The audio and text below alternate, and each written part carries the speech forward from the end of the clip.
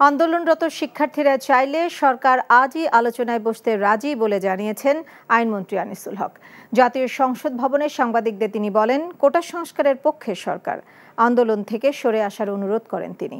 তবে রক্ত মারিয়ে কোনো সংলাপে না বসার কথা জানিয়েছে বৈষম্য বিরোধী ছাত্র আন্দোলনের কেন্দ্রীয় সমন্বয়করা। আমরা অবশ্যই সংস্কারের ব্যাপারে নীতিগতভাবে ঐক্যমত। আমি সেই কারণে তাদেরকে আহ্বান জানাচ্ছি, অনুরোধ করছি, একজন পিতৃতুল্য নাগরিক হিসাবে আমি তাদেরকে অনুরোধ করছি যে তারা যেন এই সহিংসতা বন্ধ করে এবং এই আন্দোলন প্রত্যাহার বা স্থগিত করে। মাননীয় প্রধানমন্ত্রী আমাকে ঘোষণা দিতে বলেছেন মামলাটা শুনানিটা এগিয়ে আনার জন্য ব্যবস্থা নিতে।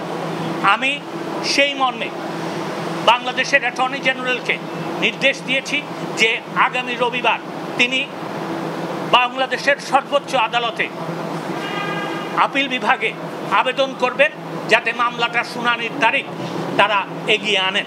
যখন এই আদালতে আপনার মামলার শুনানি শুরু হবে এই প্রস্তাব দিব কোটা সংস্কার করার জন্য। সেই জন্য আপনারা বলতে পারেন যে আমরা কোটা সংস্কারের পক্ষে। এখন জন্ম সনদ দিয়ে খোলো বিকাশ স্টুডেন্ট অ্যাকাউন্ট। নিজের বিকাশ নিজে কর।